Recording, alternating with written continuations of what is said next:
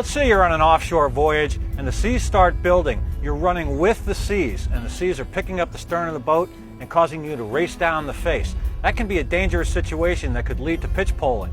Or how about this situation? You're approaching a major inlet like this one, Port Canaveral. The current is coming out, the seas are going in, and you're getting another very rough sea situation. How do you handle that situation? Well, there's one tool that you can have aboard that is very helpful. It's this right here. This is called a drogue. It's not like a sea anchor. You use a drogue, you tow the drogue off your stern when you want to continue to make way, but you need to steady your course. When the seas get very big and they pick up the stern of the boat, as you race down the face, you're going to be skidded left, right, and center. This is going to help you track straight down the face of the waves. So let's deploy this thing right now. So in order to prepare for deployment of the drogue, basically it's a simple bag with the straps. You've got a shackle here, you want to make sure that's tight, and you want to bridle this. You don't want to just have one line going to one cleat. That will put too much strain on the single cleat. So we've got two lines here, about 20 feet long each. So I'm going to cleat them off. And when you're doing this, you want to make sure your feet are clear of all lines, because this is going to be like hitting the brakes.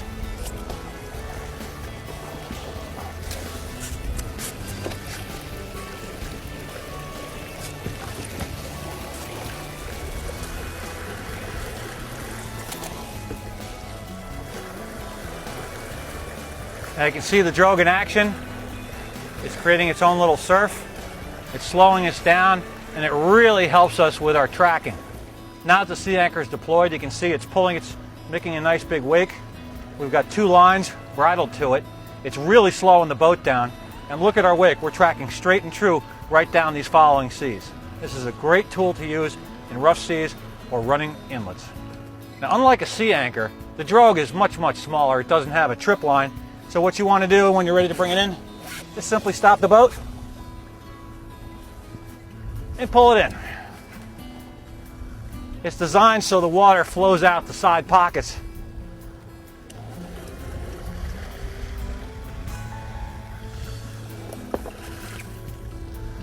And there you have it. Okay, so now that we've made the approach from offshore to the harbor entrance, we can see up ahead of us it's still pretty rough. So we want to talk a little bit about, and you want to plan in your mind, how you're going to run this rough inlet. The situation is that the current is coming out, the seas are going in, they're close together, and they're steep. So you have to have a little plan in place. The two things to remember is keep your speed up and keep your nose up. And I'm going to show you how to do that right now. This is the approach to Port Canaveral, and today it's a pretty smooth day. But let's assume we had 5 8-footers. What you want to do is keep your speed up. You want to match your speed to the rolling waves that you're coming in. You don't want to go too slow, because in that case the wave is going to be more in control of the boat than you are. And you don't want to go too fast, because you could possibly slam into the back of the wave ahead of you. So keep your hand on the wheel and modify your speed to be in step with the waves.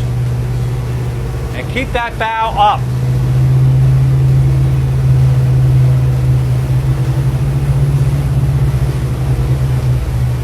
This feels like a pretty good speed for this particular sea. So once you begin your approach, be prepared with the throttles. You're going to be slowing down and speeding up to match the sea conditions. Right here we've only got 2 or 3 foot seas, so it's not bad. I've got it set at a nice comfortable speed for the step of these waves. Remember, you get going too fast, just bring it back. If you're going too slow and you're being picked up in the stern, stay ahead of that wave behind you.